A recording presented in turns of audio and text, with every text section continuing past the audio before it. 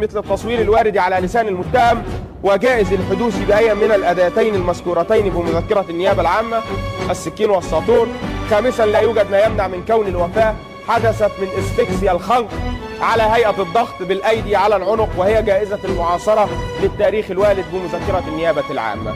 وختاما، ولتيقين الدليل ولثبوت صحة نسب تلك الأفعال الإجرامية لهذين المتهمين صاحبي الأفعال الدنية، فقد جاءت نتيجة الطب الشرعي بصورته النهائية بدليل لا يجعل قلبنا بتوقيع أشد العقاب على المتهمين عليه.